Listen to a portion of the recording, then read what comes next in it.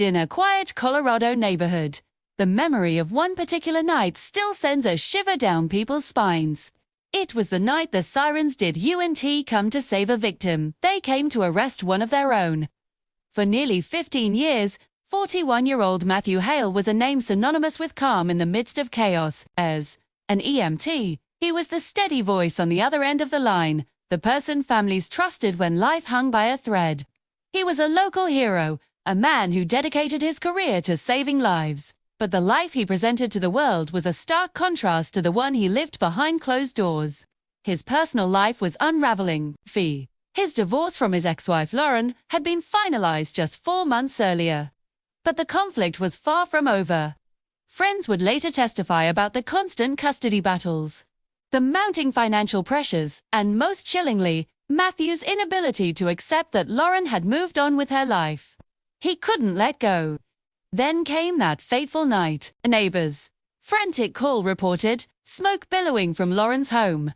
Fire crews raced to the scene, their engines piercing the night's silence. They battled the blaze, and as the smoke cleared, a sense of dread settled over the first responders. With no accident. The scene was immediately handed over to investigators, who quickly realized they were looking at something far more sinister than a house fire. The investigation moved at lightning speed.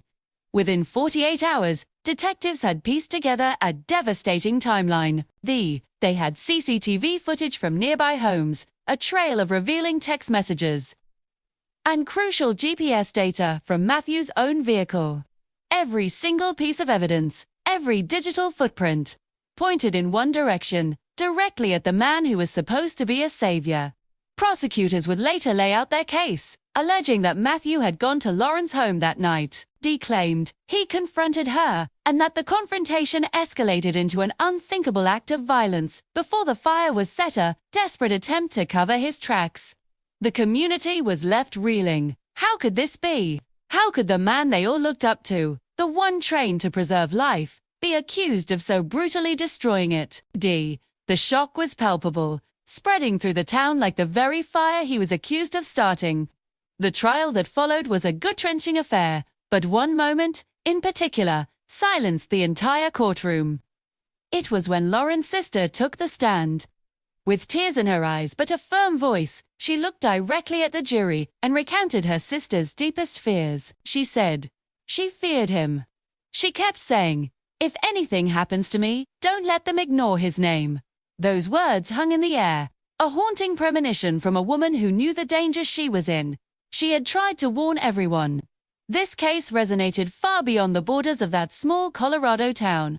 It captured national attention because it exposed a painful, uncomfortable truth. Sometimes, the person wearing the uniform, the individual we are conditioned to believe is there to protect us, is the very person we should have feared the most. The story of Matthew and Lauren serves as a chilling national reminder that domestic violence does untell ways wear the face of a stranger lurking in the shadows. It doesn't always fit the stereotypes we see in movies. Sometimes, it wears the mask of a respected professional, a pillar of the community, a hero in broad daylight.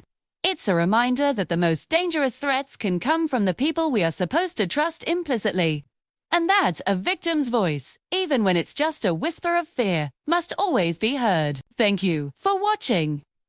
If this story touched you, please consider liking this video and subscribing to our channel for more content that shines a light on important issues.